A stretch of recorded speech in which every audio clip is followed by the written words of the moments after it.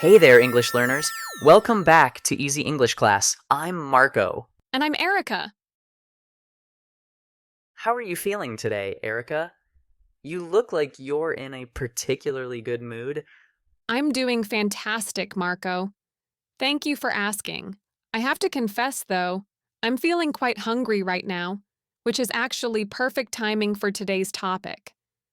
We're going to talk about something that everyone can relate to: food, our favorite meals, and most importantly, how to order food in English-speaking situations. That's perfect timing indeed. Food is such a universal topic and incredibly practical for English learners. Whether you're traveling abroad, living in an English-speaking country, or just want to practice your conversation skills, knowing how to talk about food and place orders is essential for daily life. Absolutely. Before we dive into our delicious conversation, please remember to subscribe to Easy English Class and hit that notification bell. If you find today's food vocabulary helpful, please give us a thumbs up and share this video with friends who are learning English. Your support helps us create more practical lessons like this one. Your engagement really means the world to us. Now, Erica, let's start our culinary journey with the most important meal of the day.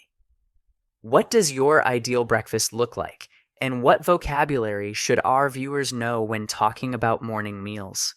Breakfast is absolutely crucial for starting the day right. I'm a big fan of healthy, energizing options. I usually have Greek yogurt with mixed berries, blueberries, raspberries, and blackberries, topped with granola for some crunch. Sometimes I'll add a drizzle of honey for natural sweetness. Of course, I can't function without my morning cappuccino with oat milk. That sounds both nutritious and delicious. My breakfast routine is quite different but equally satisfying. I prefer something more traditional. 2 slices of whole grain bread, lightly toasted, with avocado spread and a sprinkle of sea salt and black pepper. I pair this with scrambled eggs, cooked in a bit of olive oil, and I always have a large glass of freshly squeezed orange juice. Avocado toast has become so popular lately.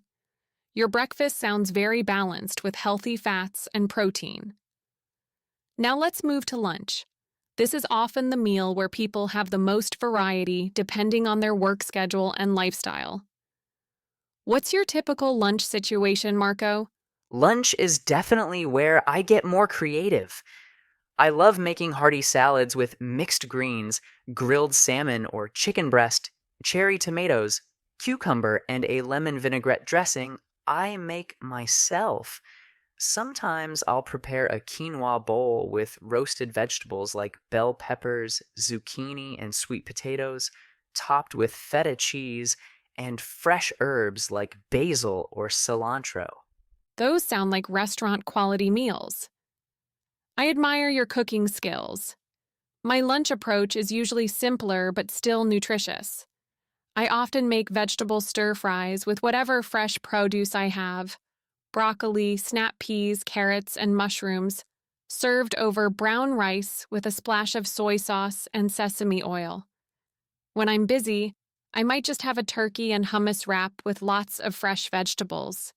Stir fries are such a smart choice for busy days. Now let's talk about dinner. This is often when people either cook elaborate meals or order takeout after a long day. What are your go-to dinner options, Erica? Dinner is where I either go all out or keep it super simple. On weekends, I love making homemade pasta with a rich marinara sauce loaded with garlic, onions, and fresh basil from my herb garden. I'll pair it with a side salad and sometimes garlic bread. But honestly, after busy weekdays, I often order sushi.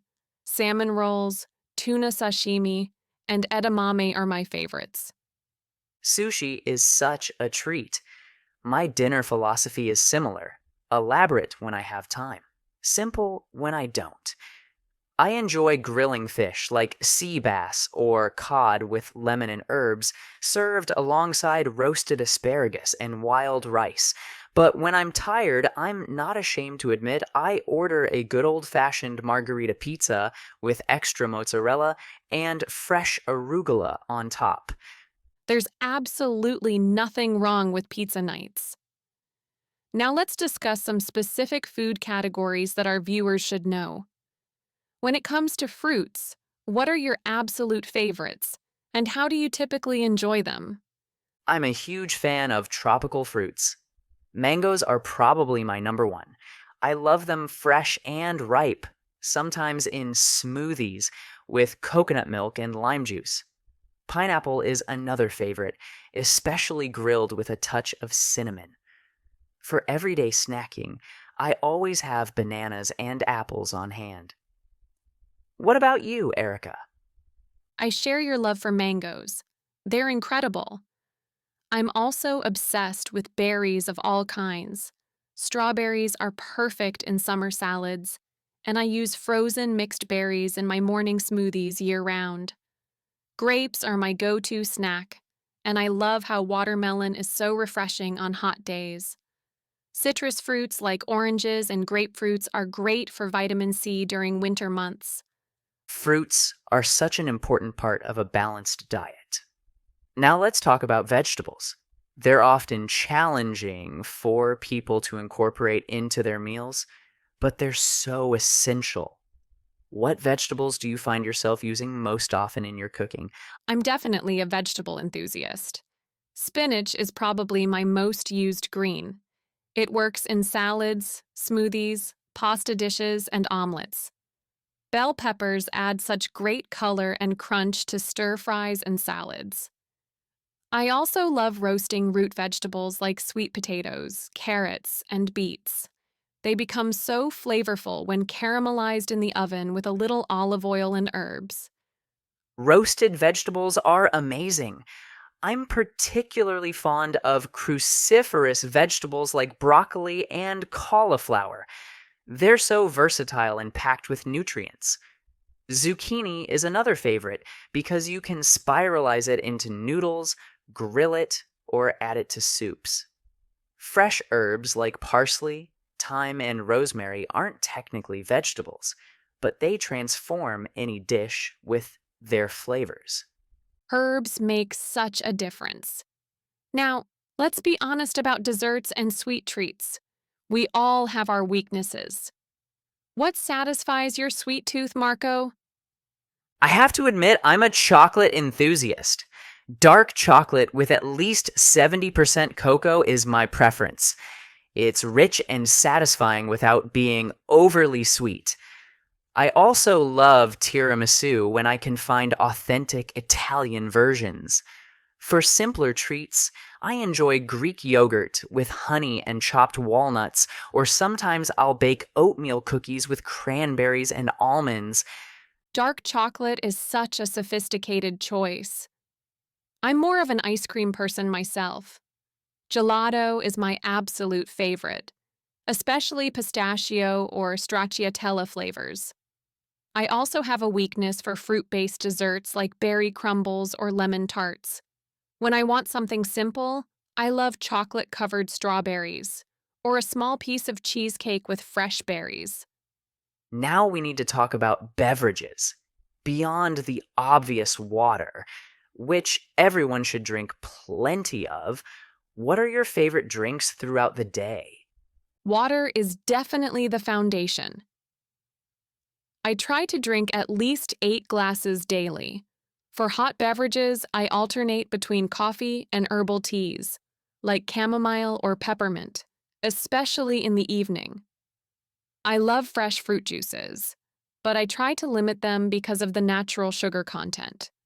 Sparkling water with a slice of lime is refreshing, and occasionally I'll have a glass of red wine with dinner. Staying hydrated is so important.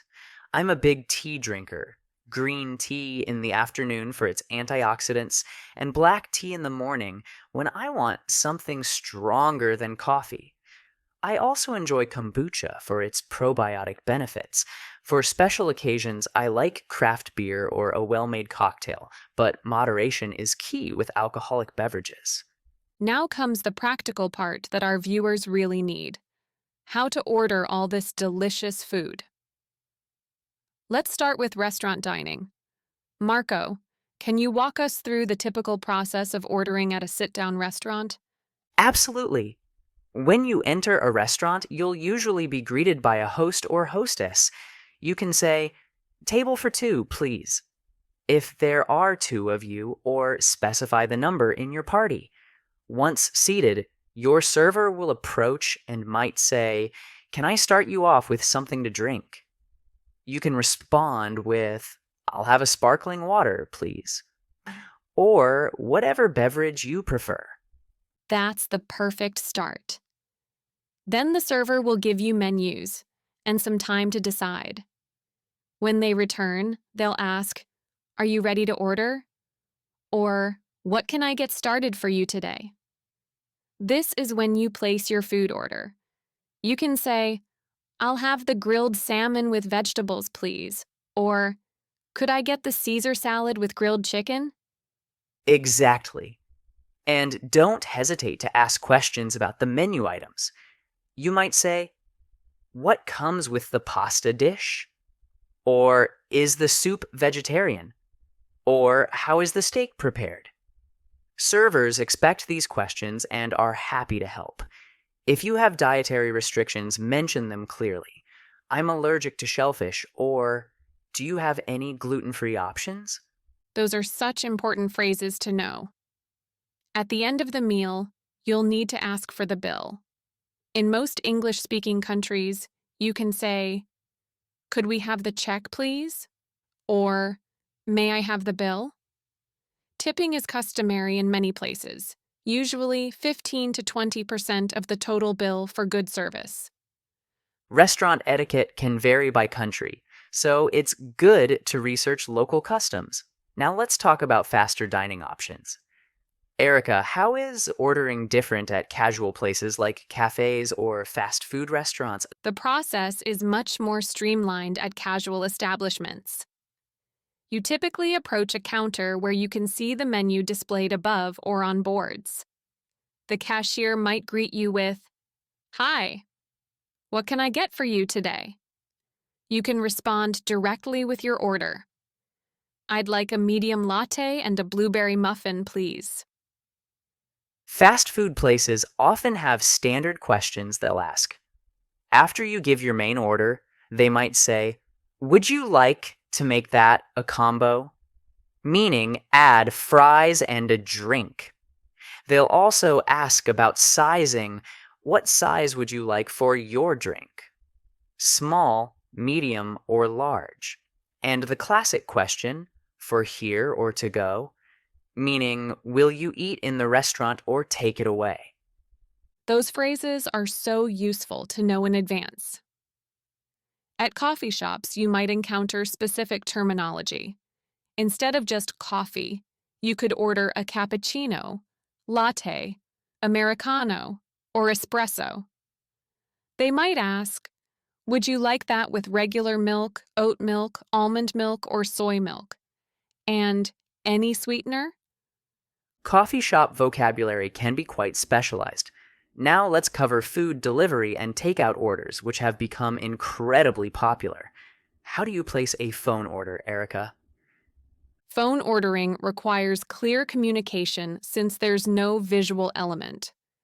When you call, start with, "Hi, I'd like to place an order for delivery, please." Or, "I'd like to order for pickup." Then clearly state each item. "I'd like one large pepperoni pizza, an order of garlic bread, and a 2-liter bottle of Coke." Clarity is crucial over the phone. The restaurant will need your contact information and address for delivery. They'll ask, "What's your address?"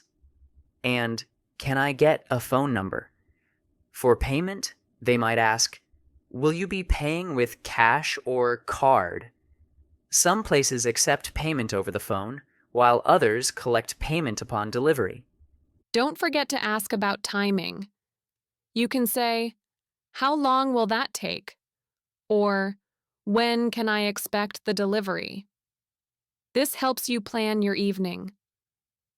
Many restaurants now use apps like Uber Eats, DoorDash, or Grubhub, which make ordering even easier with visual menus and tracking. Technology has definitely simplified food ordering.